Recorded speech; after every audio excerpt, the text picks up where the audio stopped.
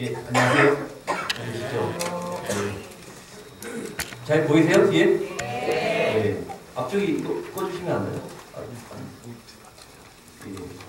더 잘 보이시죠? 예, 반갑습니다. 저 짧은 시간에 여러분들 네, 많은 걸 전해드릴 수는 없을 것 같고요. 예, 제가 여러분들한테 오늘 제목같이 푸켓에 오해하시나요? 라는 제목으로 여러분들 좀 전달해 드릴까 합니다. 요즘 남북 정상회담이 있었지 않습니까? 여러분이 아마 궁금한 게 대단히 많을 거예요. 그래서 오늘 기술적인 어떤 그런 것보다는 최근 돌아가는 것을 중심으로 여러분들하고 이야기를 할 겁니다.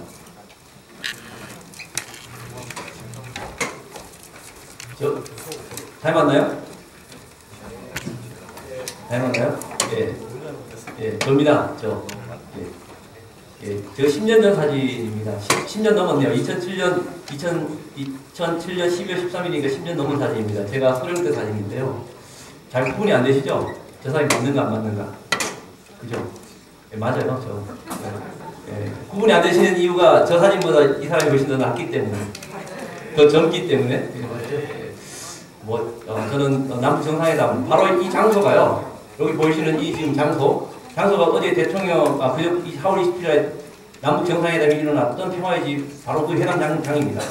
2층 회담장에서 제가 북한하고 이렇게 좀 몸싸움도 하고 회담도 참가했었습니다. 오늘 이 이야기 들으면 또 한도 없고요. 여러분들 가장 궁금한 게 이번 남북 정상회담을 통해서 많은 분들이 이런 질문을 많이 하세요. 북한이 과연 핵을 포기할 것인가 라는 질문을 많이 하세요. 여러분들 여기서 북한이 핵을 포기를 한다라고 생각하시는 분? 네. 절대 안 한다라고 생각하시는 분? 네. 북한이 절대 두 개 다 맞고 틀리고에 따라서 두 번째 안 한다고 하신 분들도 충분히 이해가 됩니다. 그런데요. 설명을 드릴 겁니다. 우리가 가장 궁금한 것 중에 하나가 북한이 핵을 왜 이렇게 하고 있느냐는 질문을 하기 전에 북한을 이번에 여러분들 남북 정상회담을 하면서 물론 김정은이라는 위원장이 북한에 다 모든 걸 보여주는 것은 아니지만 김정은 위원장의 모습을 보면서 과연 여러분들 어떻게 생각했을까요? 놀라지 않았을까요? 저는 되게 많이 놀랐어요. 북한을 오랫동안 지켜봤고 북한 사람들을 많이 만났던 사람이기도 합니다. 여러분도 혹시 기억날지 모르겠지만 지난 3월 달에 언론에 집중해 보신 분들은 알겠지만 3월 달에 남쪽 학자하고 북쪽 학자가 헬싱키에서 만났다는 거 혹시 아세요? 헬싱키에서 남북 학자들이 만났었다는 그래서 1.5트랙 있었다는 유명 있었죠. 그 1.5트랙으로 헬싱키에서 남북 학자들이 만났던 중에 남쪽 학자가 접니다. 네, 접니다. 그래서 이제 거기서 만나게 됐고요. 근데 이렇게 북한을 많이 아는 사람, 안다기보다는 전문가들도 사실 북한을 몰라요. 제가 이제 여러분들, 저는 경남대학교라고 하는 곳에 있는 사람인데, 경남대학교가 마산에 있는 게 아니라, 창원에 있는 게 아니라, 저는 지금 서울에 삼청동에 있습니다. 삼청동에 있는 극동문제연구소, 북한대학원대학교라고 들어보셨겠지만, 거기 있는 곳입니다. 그래서 가끔 거기서 이제 택시를 타고, 방송국을 간다든가, 아니면 오늘같이 여러분들한테 온다든가, 이렇게 움직이기 위해서 이제 택시를 타요. 택시를 타면 그동안 몇 년 동안 이제 방송을 많이 다녀서 그런지 모르니까 택시 기사분이 거의 100발이 저를 알아보세요. 예, 올라타면 한 5번 타면 4번을 알아보세요. TV에서 보신 분이네요. 또 왜냐면 우리 학교가 이제 특이하게 북한대학원대학교다 보니까 거기서 대충 코를 부른다 하면 대충 알아보세요. TV에 나와서 북한에 대해서 이야기하시는 분이네요. 이렇게 알아보십니다. 그래서 만약 거기서 타서 여의도까지 가면 한 30분 걸립니다. 여의도까지 택시를 타고 30분 가는 동안요. 택시 운전기사분이 저한테 뭘 하시는지 아세요? 30분 동안 북한 강의를 하세요. 북한 강의를 합니다. 그래서 30분 동안 저는 뭘 하겠습니까? 아유, 맞습니다. 아유, 대단하시네요. 어떻게 그걸 아셨습니까? 맞장구 쳐주면서 묵짝묵짝묵짝 해서 그렇게 합니다. 그분들 말이 되게 소중합니다. 소중합니다. 그분들이 맞고 틀리면 문제는 아니에요. 그분들이 생각하는 모습들이 틀린 것이 맞고 틀린 문제 아니라 그분이 다르게 생각하는 모습들은 저가 북한 공무원들이 가장 소중해요. 근데 제가 이 자리에서 말씀드리고 싶은 건 뭐냐면, 제가 전문가지만요, 올해 지금 북한이 이렇게 바뀌어서 나와서 남북 정상회담이 일어나고 또 북미 정상이 일어나는 것을 상상한 전문가들이 과연 있었을까? 여기 여러분들 과연 작년 이맘때 아니면 작년에 이렇게 모습이 바뀔 거라고 생각했을까요? 작년 4월달에 여러분 기억해 보세요. 작년 4월달에 곧 전쟁 끝다 그랬어요. 항공모함 4척이 우리 한반도에 온다 그랬고 그렇죠? 예. 막 소위 뭐 라면 사준다 이런 얘기가 있었습니다. 그런데 갑자기 이렇게 바뀌었어요. 예. 아무도 예상한 사람이 없습니다. 예. 심지어 전문가들도 마찬가지입니다. 예. 지금 남북 간의 지금 이 그림에 어떻게 보면 드라마 아니면 연극이라고 치면 1막이 끝났죠. 그리고 2막이 시작됐습니다. 1막이 끝나고 2막은 벌써 남북 정상회담과 북미 정상회담의 2막이 벌써 시작됐습니다. 지난 3월 달에 남북 정상회담이 결정됐고 북미 3월 9일 날 북미 정상회담이 결정되는 그 순간까지가 1막이라면 그 1막의 계획가 북미 정상회담과 남북 정상회담이 열릴 거라는 걸 누가 감히 생각을 했겠습니까? 저는 아무도 생각 못했다고 봐요. 우리가 생각하는 상상 이상의 속도와 전개가 이루어지고 있어요. 예. 그러니까 이 판을 왜 상상을 못했을까요? 우리가 왜 못했을까요? 가장 큰 이유는 북한을 잃지 못했기 때문이에요. 예. 북한이 진짜 뭘 원하고 북한이 왜 핵실험을 하고 북한이 왜 지금 이렇게 하는지 전혀 이해하지 못했기 때문에 그래요. 북한이 작년 내 핵실험을 하고 11월 29일 날 화성 15형이라는 미사일을 쏘고 이렇게 했을 때 아무도 이런 예상을 못한 거죠, 사실은요. 예. 북한이 뭐죠? 올림픽을 참가하고 남쪽에 이렇게 대화를 제의하고 이렇게 전개될 거라고는. 예. 그런데 북한이 작년에 미사일을 그러니까 지금 이렇게 북한이 올림픽에 참가하겠다고 발표를 하고 회담에 나왔어요. 이것이 왜 그러냐? 왜 그렇다고 이 통상들 이야기를 많이 하세요. 여러분들 왜 북한이 이렇게 나왔다고 생각을 하세요? 그러니까 언론에 보면 이렇게 나오죠. 예. 지난 4월달 지금까지 작년에 북한의 남북관계 북한에 대해서 이런 게 있었지 않습니까? 코피 작전 들어보셨죠? 예. 미국이 북한 안에 공격해서 코피 터뜨리겠다. 코피 작전, 군사적인 압박, 제재. 그러니까 결국은 북한이 쫄아서 무릎 꿇고 나왔다. 이런 이야기들이 또 보이지 않습니까? 북한이 결국은 이 판에 나온 것은 그런 것에 쫄아서 나왔다. 과연 북한이 쫄아서 나왔을까요? 여러분 어떻게 생각하세요? 겁난다. 이제 좀 있으면 이제 미국이 공격할 것 같다. 이렇게 해서 나왔을까요? 물론 북한이 그것 때문에 힘든 건 사실이에요. 하지만 그게 북한을 이 현재의 모습으로 나온 모습은 아니라는 거예요. 북한이 지금 이렇게 대화의 국면으로 나오고 지금 자신이 뭔가 변화된 모습을 보이고 김정은이 나와서 이렇게 하는 게 쇼냐? 그렇게 북한을 보는 순간 우리는 또 한 번 2라운드를 예상할 수 없어요. 2라운드 결과를. 1라운드를 예상했을 때도 없었다고 한다면 2라운드의 상황도, 2라운드에도 우리가 앞으로 어떤 결과가 있지. 결국 2막이 어떻게 끝날지, 3막이 어떻게 끝날지, 이 연구의 마지막이 어떻게 끝날지 우리는 계속 상상할 수 없이 그냥 따라만 가는 거예요. 따라만 간다는 것은 무슨 뜻이냐? 예측할 수 없다는 것은 대응할 수 없다는 거예요. 우리가 뭐를 할 수 없다? 주인공이 될 수 없는 거예요.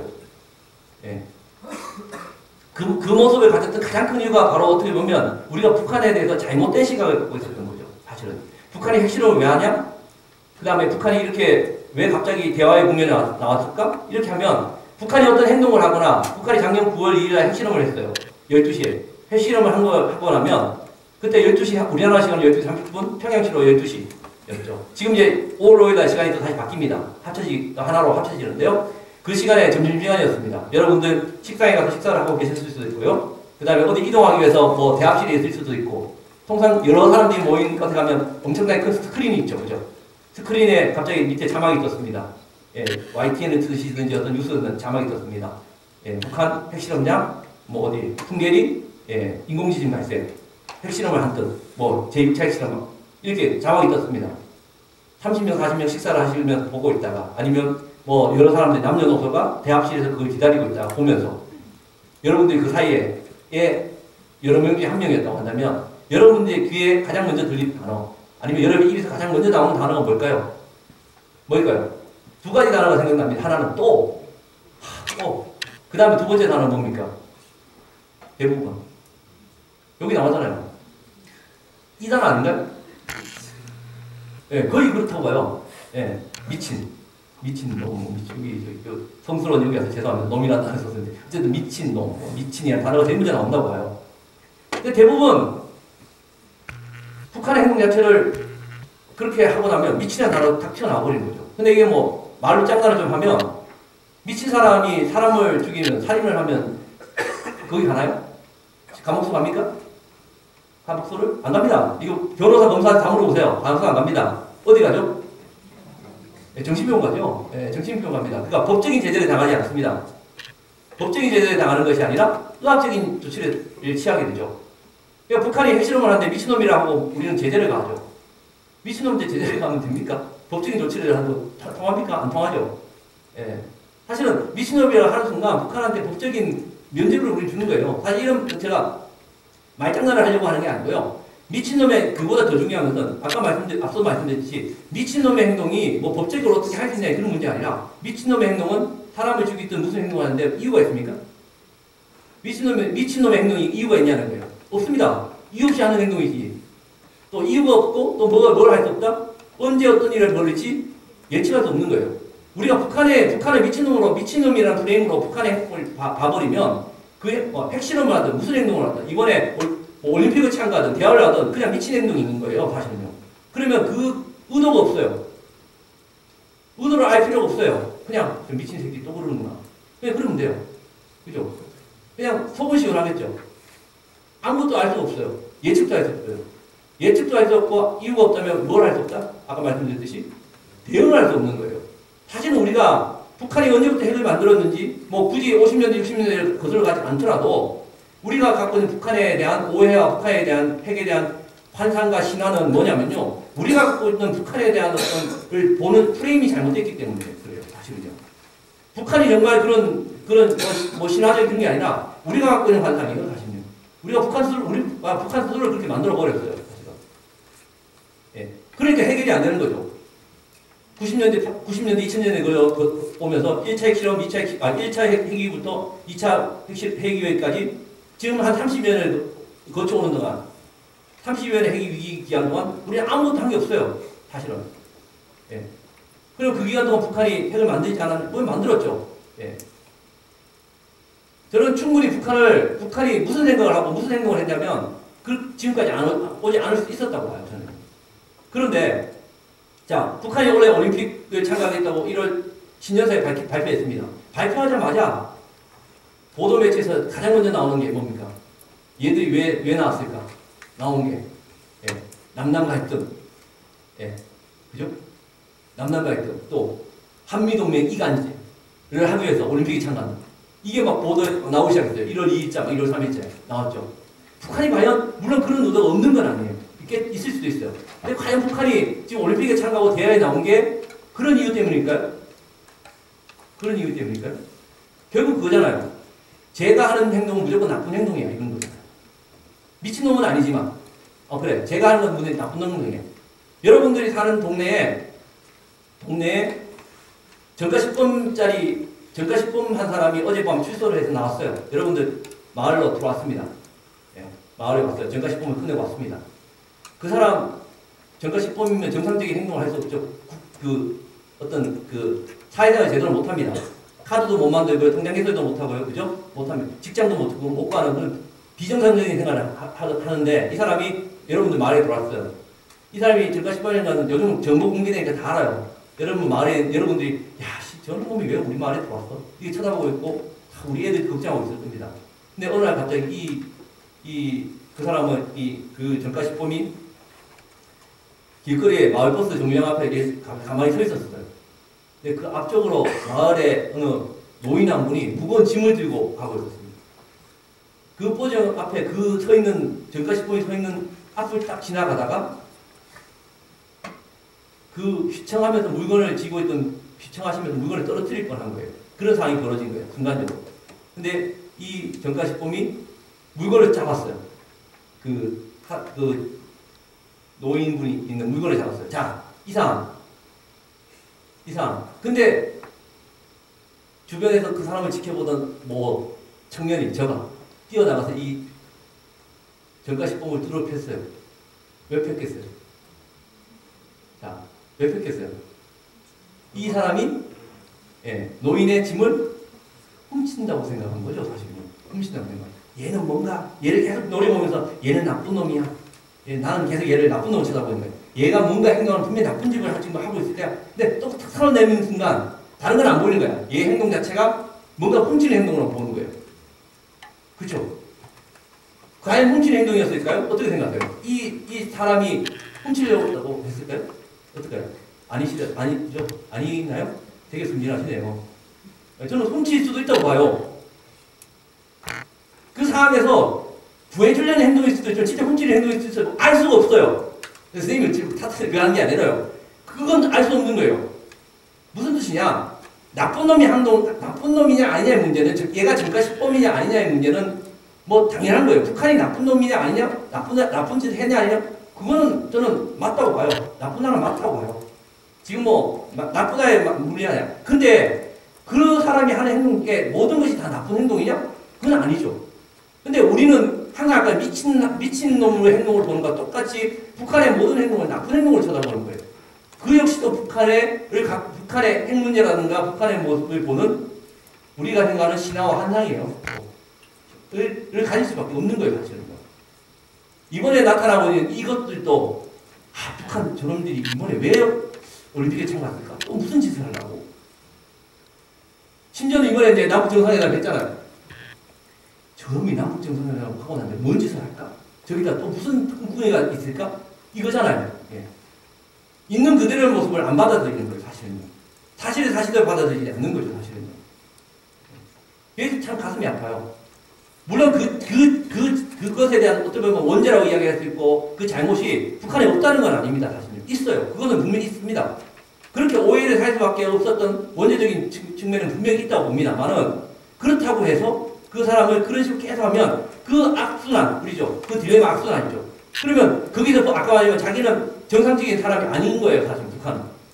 자기는 나만 정상적인 사람으로 만들어줘서 내가 카드 잘 쓸 수 있고 통장 개설할 수 있고 직장에 직장할 수 있고 잘 먹고 잘 살 수 있다면 왜 그런 짓을 하겠어요? 그런 짓을 할 수 없는 거예요. 그런 짓을 할 수 없으니까 또 원래 무슨 나쁜 짓을 하고 이런 악순환을 겪게 되는 거죠. 나 좀 국제사회에서 정상적으로 살게 해주고 국제사회에서 투자도 받아서 인민들 먹여 살리고 이런 상황이 벌어지고 나 위험이 없이 살 수 있는 상황이 벌어지면 좋은데 90년대 초, 80년대 말 그때까지만 해도 북한은 소련만 쳐다보고 살고 있었어요. 그죠? 그때는 미소의 경쟁 속에서는 그냥 미국은 북한의 적이었고요. 반대쪽이 자유진영 소련이 적이었어요.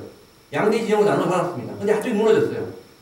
그리고 한쪽이 무너지면서 나머지 사람들은 다 체제전을 하고 다 이쪽으로 옮겨탔어요. 그래서 이쪽은 전향을 하는 비전향수지. 예. 그 비전향수에 그걸 갖고 있는 거예요. 얘는. 그리고 어떻게 그 상황을 얘가 극복을, 그러니까 계속 딜레마는 쌓이는 거예요. 사실. 그러면 이것저것 갖고 있는 북한이 왜 핵을 했지만, 또 시간이 없어서요. 그러면 불쌍한 놈이라는 건 뭐냐? 저거는 북한이 그러면 지금 하고 있는 모든 행동들을 불쌍하게 보는 거예요. 그러니까 뭐 북한 인민들이 불쌍하다 이런 게 아니라 북한이 어떤 행동을 하는 것이 북한이 잘못이 아니라 다 쟤들이 아까 말씀드렸듯이 밖에서 오는 압박, 밖에서 오는 뭐 예를 들면 미국의 잘못 이런 것 때문에 북한이 행동을 한다는 건데 그것도 맞나요? 그것도 안 맞아요, 사실요. 어쩌면 상당히 진보적인 시각일 수도 있는데요. 그것도 일부에 맞는 측면이 있지만 모든 것을 또 외부의 요인으로 돌리는 것도 맞지 않습니다. 그럼 북한이 지금 왜 이러고 있느냐? 결국은 북한은 저는 이렇게 생각합니다. 북한은 합리적인 사람이다. 합리적이다라고. 이번에 북한의 김정은을 보면 저는 그 합리적이는 맞다고 봐요. 근데 합리적이라는 단어를 쓰면요. 되게 싫어하세요. 여기서 제가 북한은 합리적이다라고 이야기하면 벌써 눈이 보면서 저를 경멸하는 눈을 쳐다보면서 분명히 있을 거예요. 아니, 과연 북한을 유괴를 터뜨리고 말이야. 그런 핵을 이거, 인민을 다 굶어 죽이고, 저런 북한을 합리적이라고 이야기하다니, 경멸을 하는 분이 계시는데요. 이게 오해가 있으세요. 여러분도 여기 뭐 다 학생들이 있을 수도 있고, 직장이 있을 수도 있는데, 이런 교수님들 대상으로 이거 안 되겠고요. 여러분 직장을 다닌다고 생각해 봅시다. 오래간만에 여러분 친구들 만났어요. 이 친구, 한 두 친구가 고등학교 동생인데 만났습니다. 다른 직장을 다니면서, 직장 잘 다니겠니? 잘 다니고 있어. 그래, 너희 회사 어때? 너희 회사 사장님은 어때? 우리 회사 사장님 정말, 우리 회사 정말 좋아. 우리 사장님은 정말 합리적이셔. 우리 바로 직속 과장님 정말 합리적이셔. 라고 그랬어요. 너희 어때? 나 죽겠어. 사표 써야 될 것 같아. 우리 사장님 비합리적이야. 딱 이야기를 했어요. 우리 그런 얘기 많이 하시잖아요. 근데 그 이야기를 딱 하는 순간 뭐가 딱 떠오르세요? 우리 사장님 합리적이셔 이야기하면 우리 사장님 착하셔. 좋으셔. 이거죠. 그 다음에 우리 사장님, 우리 과장님 나쁘셔. 우리 사장님 비합리야. 오늘 나쁘셔. 그런 느낌 확 오시죠? 합리와 비합리에. 그죠? 근데 합리와 비합리에는요, 뭐가 없다? 선악이 포함되어 있지 않아요.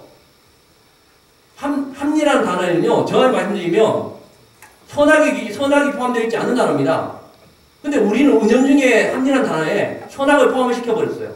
우리 스스로가. 그러니까 합리라고 얘기하면, 북한의 합리로 얘기해서 북한은 선한 사람이 되어버렸어요. 그래서 제가 맨날 공격받거든요. 사실 합리라는 그게 아니에요. 합리라는 것은 A와 B를, 뭔가를, 양자 선택이든 다자 선택이든 뭔가 선택의 기준에 있어서 우리가 선택을 하는 데 있어서 뭐죠? 선택을 하면 항상 잃는 게 있고 얻는 게 있습니다. 항상 뭔가를 선택했을 때, 내가 목이 말라요. 목이 마르는데 시원한 물을 마실 것이냐? 아니면 따뜻한 차를 마실 것이냐? 이 두 가지 선택을 하는 데 있어서 시원한 물을 마시면 금방 시원해지겠지만 그 가칭이 또 금방 와버리는 거예요. 차를 마시면 금방 시원해지지 않지만 그게 오래 가요. 이런 잃고 있잖아요. 근데 내가 오늘 지금 강의를 하는데 강의 시간이 짧아. 한 20분에 끝나. 그럼 물 먹고 빨리 강의를 하는 게 좋아. 근데 강의 시간이 한 2시간, 3시간이야. 그러면 그냥 차를 먹고 계속 강의하는 게 좋아. 자기가 어떤 상황에 맞춰있고 어떤 상황인지에 따라서 선택은 기준은 달라지는 거예요. 그죠? 거기서 잃고 얻음의 썸이 이루어지는 것, 합이 이루어져서 선택하는 게 합리적 선택인 거예요.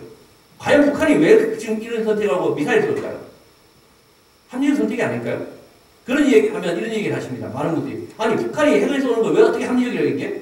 북한이 핵을 쏘면, 핵을 안 썼으면 제재를 당하지 않을 건데? 그러면 제재를 당하지 않았으면 경제적으로 발전하지 않았을까? 그리고 핵을 쏘지 않고 그 돈으로 강냉이를 샀으면 인민들을 먹여 살릴 수 있었는데? 이런 얘기를 하세요. 맞는 얘기입니다. 맞는 얘기세요. 그러니까, 핵을 쏜 북한을 어떻게 합리적이라고 해요? 이 말 틀렸잖아. 이렇게 하시잖아요. 제 말 틀렸나요? 왜 그렇죠? 그분은 저한테 공격을 하실 때 뭐만 이야기하셨죠? 북한이 잃는 것만 이야기하셨어요. 부마셨잖아요. 합리적 선택은 북한이 얻는 것과 잃는 것의 썸이에요. 합이에요. 북한이 핵실험을 할 때, 미사일 쏠 때 국제 제재를 당할 거라는 예상을 못 했을까요? 바보가 아닌 이상 하죠. 바보가 아닌 이상 합니다. 근데 하잖아요. 왜? 그거보다 얻는 게 더 있기 때문에. 북한은 이제까지요, 핵을 쏜 거는요, 잘 살고자의 문제가 아니었던 거죠. 사실은요. 북한이 체제를, 이거 한 장 가지고 오늘 강의 가야 될 것 같은데. 북한이 왜 해? 그 다음에 핵 문제 해결, 제재 압박 이런 게 막 있는데요. 과연, 그럼 북한이 핵을 정말 여기 있듯이 적합 통일을 하기 위해서 핵을 했을까요?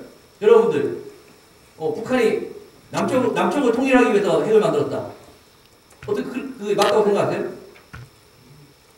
왜 그렇죠? 그 토이 일부에서 이런 얘기 하잖아요. 미군이 못 들어오게 핵으로 위협하고 또 불사시에 남쪽에다 핵을 빵 터뜨려놓고 쫙 밀고 들어가는. 그래서 적화통일한다. 이렇게 이야기하시는 분도 있어요. 그죠? 대부분 그렇게 얘기하시는데 아니 핵을 쏘놓고 적화통일이 어떻게 됩니까? 생각할 거예요. 핵을 우리 남쪽 땅에 떨어뜨려놓고 적화통일이 됩니까? 핵을 터뜨리는 순간 이 지구상에서 이 한반도에는요 승자도 패자도 없는 전쟁입니다. 남쪽이 공멸하는 전쟁이 되죠. 적화통일이 안 돼요. 적화통일 하는 데는 북한이 이겨서 남쪽을 먹겠다는 건데 못 먹어요. 못 먹어. 그런데 어떻게 적화통일이 된다는 거예요. 말도 안 되는 논리죠. 모서리 빠지는 논리거든요. 그럼 과연 저것은 왜 그러냐는 거예요. 그냥 북한이 핵을 그렇게 이야기하면 북한은 핵을 사용 안 하는가요? 안 할까요? 북한이 사용할까요? 안 할까요? 할 수 있을까요? 없을까요? 안 한다고 보세요? 지켜봐야 되겠죠. 현명한 대답이십니다. 아까 이야기했더니 단정적인 대답을 안 하시네요. 저는 북한에 이렇게 이야기하시면 대부분 북한이 어떻게 핵을 해? 지 죽으려고. 그렇게 말이 틀린 말은 아닙니다. 근데 북한이 절대 핵을 사용하지 않아? 그러면 틀렸다고 생각해요. 할 수 있어요. 예, 지 죽을 때. 지 죽을 때 하는 거예요. 자, 또 하나 예를 들겠습니다. 제가 사업에 망했어요. 예, 쫄딱 거지가 됐습니다. 예, 이제 혼자 남았어요. 가족도 다 도망가고 없어요. 혼자 남았어요. 부모 짓기 일보 직전입니다. 예, 부모 짓기 직전입니다. 그래서 이제 터벅터벅 가다 보니까, 예, 진짜 배가 고파서 이제 향후 이제 하루 내에 난 굶어 죽을 거예요. 굶어 죽을 상황이지, 정말. 예, 거의 이제 움직이지 못한 상황입니다. 근데 주변에 보니까 딱 집 한 채가 있어요. 주변에 집 한 채밖에 없어요. 여기서 가려고 하니까 그 다른 곳에 집이나 마을까지 가려면 하루 이상 걸려요. 갈 수 없어. 그 커버보이판에 집 한 칸 가는 거예요. 근데 이 집을 보니까 되게 잘 사는 것 같아. 집 주변에 울타리도 좋고 집도 잘 사는 것 같고 그 울타리 보니까 미군들이 경비를 서고 있는 것 같고, 예, 뭐 확장업체도 돼 있는 것 같고 이런 나라 그런 집이 있어. 예, 그런 나라. 근데 여러분들이 그런 상황이에요. 근데 주머니를 딱 뒤져보니까 돈 나오는 거 딱 보니까 주머니에 커터 칼이 하나 있네. 예, 칼이 하나 있어요. 칼이. 예, 칼이 한 장으로 있는 거예요. 여러분 어떻게 하겠어요? 자기는 다른 데 가면 죽을 것 같아. 방법이 없잖아요. 그 집으로 가야지. 뭐 그 집에 돌멩이 집을 던지든 띵동띵동 그러든 간에, 예, 뭐 담을 찾아 넘어가지는 않을 겁니다. 처음부터. 일단 그 집에 찾아가서 띵동띵동 눌러서 자기가 찾아왔다는 걸 알릴 겁니다. 딱 문이 열리고 그 안에서 건장한 체격에, 예, 자기보다 한 50배나 더 큰 덩치에, 예, 사람이 딱 나타났습니다. 예, 우리하고 북한하고 지금 경제력이 50배 차이 납니다. 딱 나타났어요. 문을 딱 열고 딱 하니까 이 비리비리한, 예, 돈도 다 잃고 경제 카드도 다 끝나고 굶어 죽을 수 있는 그런 상황에 몰린 이 사람이 오로지 자기 주머니에 들여서 나온 칼 한 자를 딱 그 사람의 목에다 대고 탁 나오자마자 목에다 탁 대고 합니다. 야, 배고프니까 10,000원 내라. 아니면 밥 좀 줘. 라고 했습니다. 이 순간 이 사람이 칼을 딱 빼서 칼을 들이댔을 때 아까 말씀드린 거 비슷한 겁니다. 그때 이 행동을 어떻게 이해하냐는 거예요. 50배나 덩치 큰 이 사람이. 여러분이라면 어떻게 하시겠습니까? 이 사람한테 10,000원을 주시겠습니까? 다? 예, 그 다음에 어떻게 해요? 밥을 주시겠습니까? 줘야 되겠죠. 근데 그렇게 대부분 다 그렇게 안 했고 지금까지 그렇게 안 했죠. 어떻게 했습니까? 문을 딱 닫아버렸죠. 김영삼 대통령 오히려 발로 뻥 쳐서 굴려버렸죠. 그렇죠. 자, 만약에 이 사람이 그렇게 해서 이 사람이 들이댄 칼을 어떻게 인식하는 거예요? 그러니까 이 사람이 말을 하고 뭔가 하는 것은 전혀 이해하거나 인지하려고 하고 이 사람에 대한 이 주변 상황은 전혀 이해하려고 하지 않고, 물론 거기서 칼을 들이댄 이 사람도 잘못된 행동이 분명히 해요. 근데 그 상황에서 경찰 그만큼 놈이 이 젊은 그 사람을 상황도 판단 안 하고 내쳤어요. 내쳤다고 생각해 보십시오. 이 사람이 쫓겨났습니다. 다시 그 집 앞에 버려졌습니다. 이 사람이 과연 그 다음에 어떻게 했는데, 아이씨, 뭐, 돌아서야지. 돌아설 것 같아요? 돌아서면 자기 죽는 거예요. 그죠? 굶어 죽는 거야. 허벌벌 죽는 거야. 방법 하나밖에 없어. 여기서 땡땡 치는 수밖에 없어. 막 자해하고.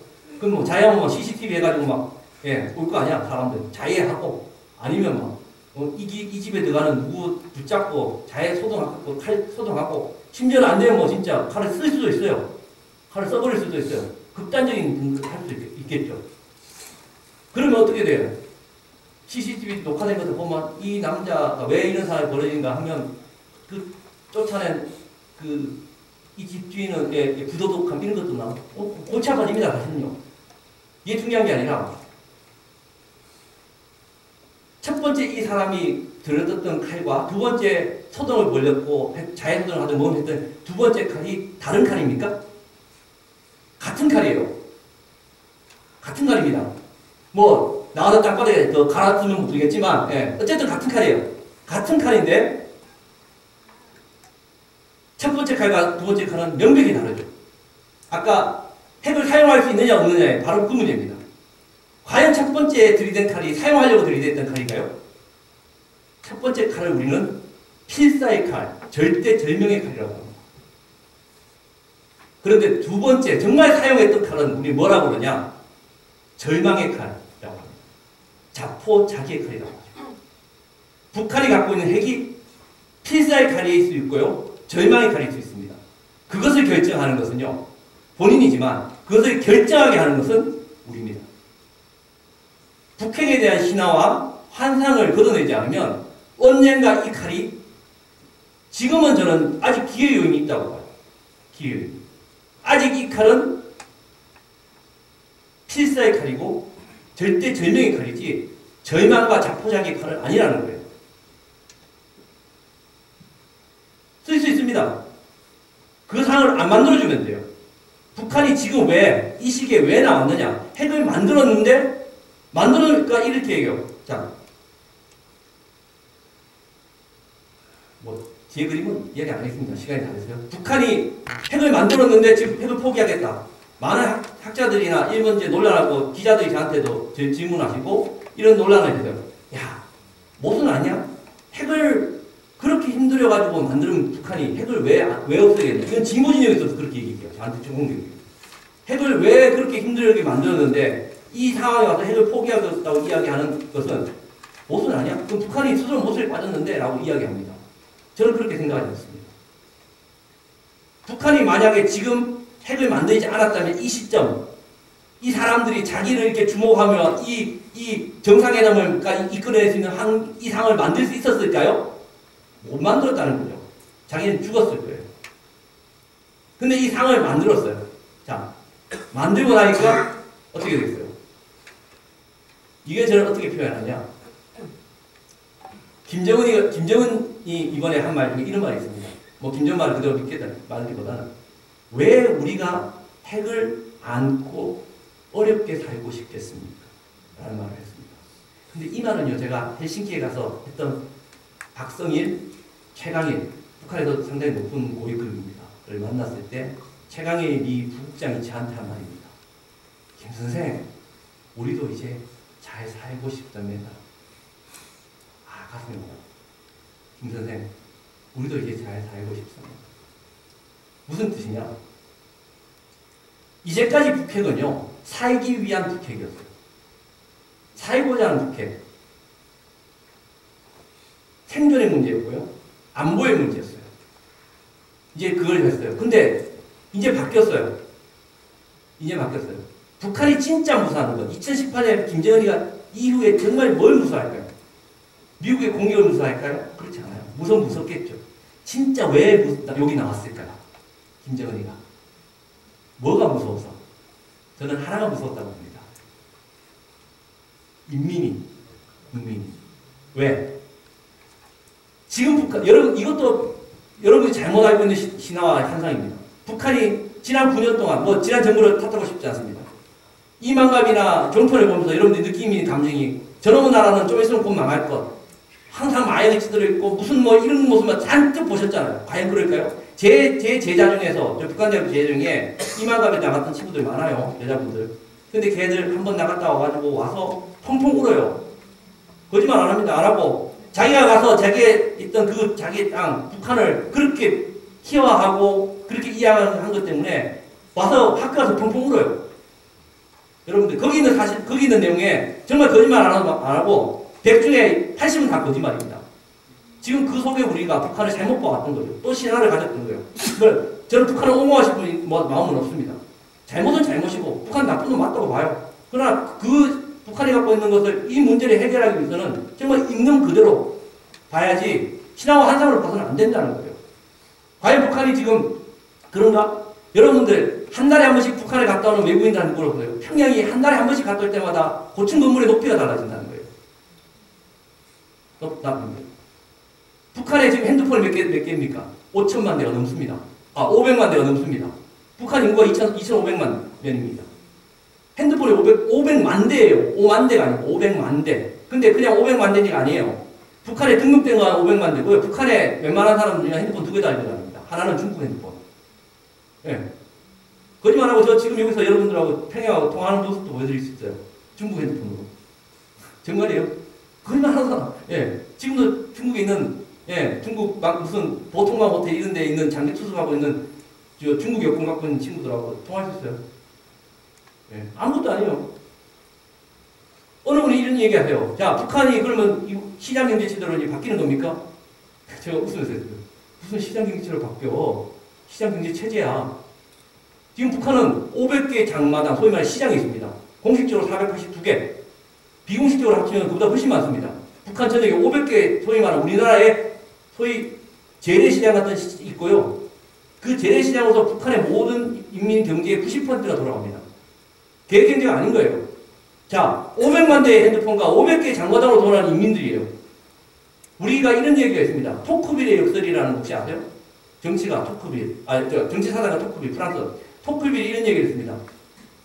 절대적 빈곤과 압박 속에 있는 국민은 절대 봉기를 일으키지 않는다. 그러나 그 어떤 일정 시기가 지나면 봉기가 일어난다. 북한은 과거의 시기는요, 절대적 빈곤이 있었어요. 그 북한하고 지금의 북한은 달라요. 토크빌 역설이, 그러니까 우리는 1987년도에 민주화혁명을 했습니다. 그때가 딱 정치사에서요, 2000불에서 3000불 사이가 바로 민주화의 열망이 있는 그 시기입니다. 북한이 지금 1000불이 넘었어요, 여러분들. 뭐 북한이 뭐 200불, 300불이 아닙니다. 이제 곧 그런 시기가 돌아와요. 그러면 김정은 입장에서 이대로 있다가 망할 수밖에 없어요. 가만히 있으면 인민들한테 묵혀요. 그러면 아까 말씀드렸지, 항상 그런 상황이 벌어지냐? 그렇지 않습니다. 인민들이 요구하는, 그러니까 국민들이 요구하는 민주화의 열망이나 어떤 자유와 어떤 자신의 주머니에 들어가는 이익들, 이런 것들을 충분히 통치자가 챙겨주면 그 정권은 안정해서 가는 거예요. 북한의 김정은은 지금 500만 대 핸드폰과 500개를 가지고 있는 인민들을 새로운 방식으로 통치하려고 해요. 여러분들 2011년에 자스민 혁명이 일어났을 때, 자스민 혁명 아시죠? 아랍에서. 그게 핸드폰 혁명이었습니다. 그때 막 북한의 핸드폰이 보급되기 시작했습니다. 여러분들 뭐라고 그랬습니까? 모든 언론에서 뭐라고 했습니까? 북한에 드디어 핸드폰 들어가기 시작했다. 이제 제2의 자스민 혁명은 북한이 난다. 개뿔 500만 대가 넘었는데.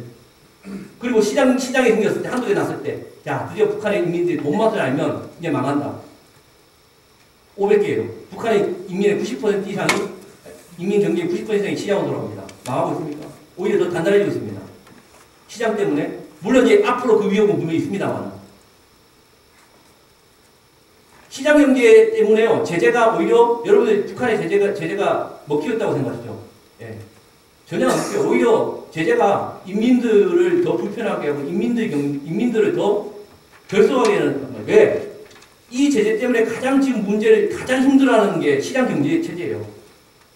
그러면 정권 입장에서는 제재 때문에 인민들한테 너 시장 제대로 못 돌아간다고 오히려 선전선동할 수 있는 거거든요. 왜 그러냐? 외화는 차단돼서 김정은의 주머니가, 그러니까 통치자금이라고 하죠. 통치자금이 많을 수 있지만 안 말라요. 왜? 인민들이 500개의 장마당을 통해서, 장마당을 돌면 뭐가 생기죠? 이런 시장경제를 하면 빈부의 격차가 생기죠. 돈 많이 버는 사람이 생겨요. 그러니까 북한에도 지금 벌써 뭐가 있다? 신흥 부유층이 생겼어요. 이런 사람을 뭐라 그러냐? 쩐주라고 해요. 돈주. 돈을 많이 벌어들이는 신흥 부유층을 우리가 쩐주라고 해요. 북한에서. 돈주라고 해요. 그러니까 자기가 빨치산도 아니야. 아무 그 없는 사람이야. 근데 정말 명하고 이 경제적인 게 빨라서 돈을 잔뜩 버는 사람이 있어요. 그럼 이 사람들을 김정은이가 내치기는 아니에요. 이 사람들은 솔직히 까놓고 얘기해서 통일되는 걸 바라겠습니까? 김정은 정권이 유지가 잘 돼서 자기 돈 계속 버는 게 원하는 거예요, 사실은. 예. 그게 원하는 거야. 그럼 김정은 정권이 잘 되게 하기 위해서 어떻게 해야 돼요? 김정은 정권이 잘 되기 위해서 상납을 해야 되겠죠. 그럼 전주는 돈 벌어서 일부는 상납을 하고 자기 돈벌이를 보장받는 거예요. 북한판 뭐가 벌어졌다? 정경유착이 벌어진 거예요. 그 돈이 김정은의 주머니에 들어가서 통치하면 되는 거예요, 사실. 그러니까 북한은 아까 말씀드렸듯이 시장경제가 생기면 망한다? 아니에요. 핸드폰이 나간다 망한다? 아니에요. 이걸 오히려 자신의 정권의 긍정적 기제로 돌리고 있는 거예요, 사실. 우리 이런 어떤 것을 이해하지 못하면 북한이 지금 왜 나오고 이해를 못한다는 거예요. 이걸 이해하지 못하면 북한을 포기 못하는 거죠. 아까 말씀드렸지, 마지막으로 한마디 드리면, 자, 북한의 핵은 지금까지 뭐였다? 죽고 살고의 문제였던 거예요. 그러니까 포기를 못해요. 그러니까 북한은 뭐에 빠져 있었다? 핵 포기의 딜레마에 빠져 있었던 거예요. 포기를 하면 죽어버리는데, 그리고 포기 못해. 근데, 힘들어. 근데, 이 포기의 딜레마에 빠졌었어요. 근데 2008년 시점, 인민들이 이런 상황에서 북한은 핵포기의 딜레마가 아니라 다른 딜레마에 빠졌습니다. 생존의 문제가 아니라 이제 뭐죠? 죽고 살고의 문제가 아니라, 아까 말했듯이 잘 사느냐 못 사느냐의 문제고, 생존의 문제가 아니라 행복의 문제로 바뀌었다는 거예요. 그러면 북한의 핵은 포기의 딜레마가 아니라 뭐죠? 보유의 딜레마로 바뀐 겁니다. 내가 보유하고 있으면 내가 못 사는데 이 보유의 딜레마로 바뀌었어요. 여러분 어떻게 하겠습니까? 포기하시겠습니까? 포기할 수밖에 없어요. 사실은요. 왜? 단 하나 전제 조건이 있죠. 전쟁이 안 나야 돼. 군사적 위협이 없어야 돼. 그죠? 그 문제를 지금 해결하려고 하고 있잖아요. 그래서 남쪽한테, 그래서 우리 이번에 남북 정상회담에 1조가 남북 관계고 2조가 뭡니까? 정말 상상도 못하는 뭐가 들어갔죠? 2조가? 남북 군사 관계. 예전에 우리는 북한을 뭘로 살려고 했습니까? 이명박 대통령 때 박근혜 대통령뿐만 아니라 그 앞에 김대중 대통령 때와 노무현 대통령 때도 사실은 우리가 돈으로 북한의 목숨을 살려고 했어요. 그렇지 않았나요? 돈을 줄 테니까 네 목숨을 내놔놨던 거예요. 우리의 대북 정책은. 사실 그 이전에 있었던 정부와 이명박 박근혜 정부의 대북 정책은 다르지 않았습니다. 돈 주고 북한을 살려고 했던 거예요. 북한의 목숨을. 어느 사람이 돈 주고 목숨을 주겠습니까? 그러니까 실패할 수밖에 없었어요. 단지 차이는 하나입니다. 앞에 있던 정부는 천불제였죠. 내가 돈을 먼저 줄 테니까 목숨을 내놔라. 그리고 뒤에 있는 이명박은 후불제였죠. 네 목숨 먼저 내놔. 단 그 차이밖에 없었다는 거예요. 그런데 이 문제는 돈으로 목숨을 살 수 없어요. 그 사람의 목숨을 담보할 때는 내 목숨도 내놓을 생각을 해야 되는 거예요. 사실. 같이 죽을 생각을 하고 가야 돼요. 공동운명체 발상이죠. 사실. 결국은 평화예요. 평화. 군사적 평화. 그래서 이번 정부가 내세운 게 평화입니다. 평화 없이는 아무것도 이룰 수 없다. 핵 문제도 평화예요. 그래서 이번 남북 정상회담에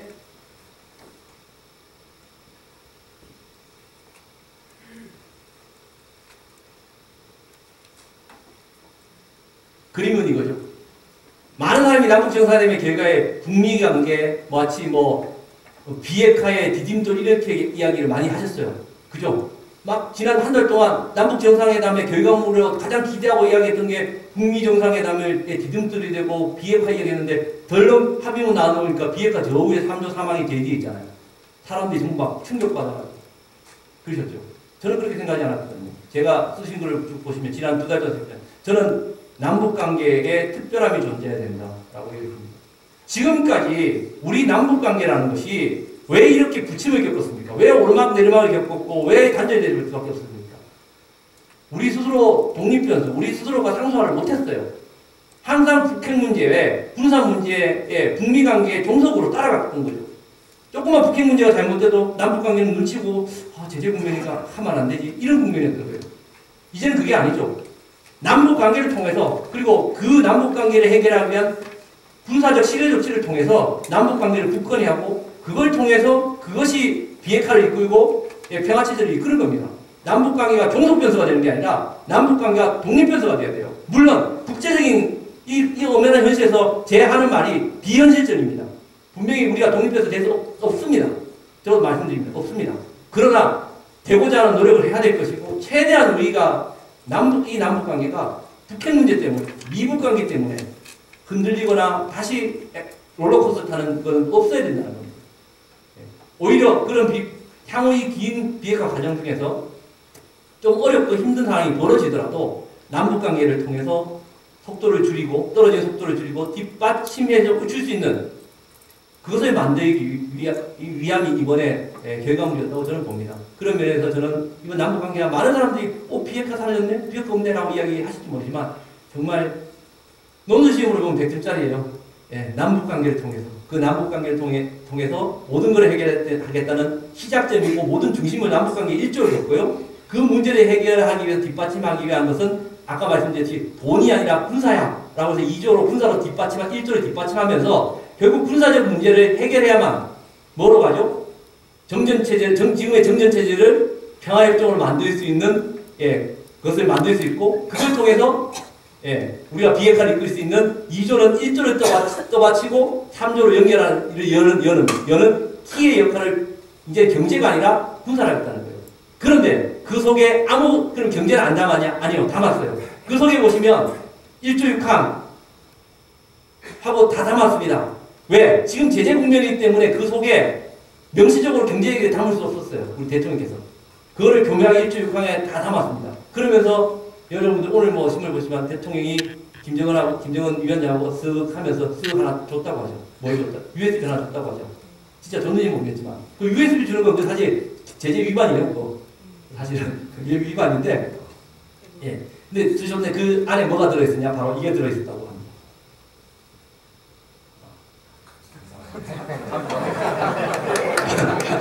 감사합니다가 들어있었습니다.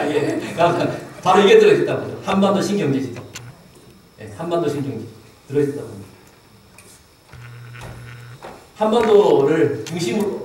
한반도를 중심으로 우리 동북아를 어떻게 평화롭고 발전시키는 이 구상입니다. 이 구상은 한반도를 중심으로 이쪽 보이시죠? 이걸 황해, 서해 경제 벨트랍니다. 이런 이게 남방 경제죠. 그 다음에 동해, 북방 경제로 러시아를 연결되는 그 중간을 연결하는 허리띠, DMZ, H자죠, H자. 이 구상을 발표하셨어요. 이 구상을 주신 거예요. 이걸 가지고 우리 남북한이 이제 평화공조를 넘어서 공동번영하자. 6조에 뭡니까? 이걸 하기 위해서 뭐가 필요하죠? 철도도로가 필요합니다. 그래서 그 안에 집어넣는 겁니다. 교묘하게 집어넣는 인프라를 미리 집어넣는 거예요. 그걸 하기 위해서 2조 사항이 2조 사항이 뭐였습니까? 군사적으로 교류협력을 하기 위한 보장조치를 하자. 그 안에 다 집어넣으셔야 돼요. 다 집어넣으셔야 돼요. 이 큰 그림을 그리고 있습니다. 이게 우리 미래입니다. 우리는 지금 현재 뭐가 됐든 우리 경제는 임계점에 도달했죠. 더 이상 발전할 수 있는 동력이 사라졌습니다. 북한 마찬가지. 북한도 지금 힘든 상황. 이게 하나가 만나서 이 한반도 신경제를 그릴 수 있습니다. 아직은 힘듭니다만 이 길을 위해서 북한은 저는 핵을 포기할 거라고 봅니다. 핵을 포기할 것이냐 말까 단정적이라고 이야기하지 못하지만 지금 상황은 마지막으로 하나만 해볼게요. 핵을 포기하느냐 안 하느냐에 대한 얘기입니다. 많은 사람들이 비핵화라고 이야기하십니다. 그죠? CVID. 완전하고 검증 가능하고 돌이킬 수 있는 일리버스블 한 디스맨트먼트, CVID, 폐기를 이야기합니다. 그래서 비핵화를 이야기했습니다. 근데 비핵화는 이벤트나 사건이 아닙니다. 여러분. 무슨 뜻이 아세요? 비핵화는 한순간의 이벤트와 사건이 아니라는 거예요. 비핵화는 과정입니다. 비핵화는 유해, 셧다운, 폐쇄, 봉인, 동결, 불능화, 폐기까지 이 전체를 비핵화라고 우리가 이야기합니다. 그런데 우리는 비핵화 이야기하면 끝단에 있는 이것만 비핵화라고 생각하는 거죠. 비핵화는 과정이지 절대 사건이 아닙니다. 그럼 북한이 비핵화를 하고 있습니까? 안 하고 있습니까? 북한은 비핵화를 지금 진행 중에 있죠. 북한이 비핵화를 하고 있느냐 안 하고 있느냐가 문제가 아니라 북한은 비핵화를 진행 중이라는 것. 그 사실을 우리는 인정해야 된다는 거예요. 그리고 그 의지가 있다는 건 인정해야 된다. 이 끝에 마지막에 도착하느냐의 문제는 차후의 문제입니다. 이 끝에 폐기라는 시점까지 갈 것이다 안 갈 것이다 어느 누구도 저는 단정해서는 안 된다고 봅니다. 북한이 핵을 폐기할 것이야? 안 할 것이야? 누가 단정할 것입니까? 양쪽 어느 쪽도 저는 맞지 않다고 봐요. 그러나 북한이 김정은이 탄 이 폐기역까지 가기 위한 기차는 이미 출발을 했습니다. 그리고 이미 어디를 통과했죠? 유해라는 역을 통과했습니다.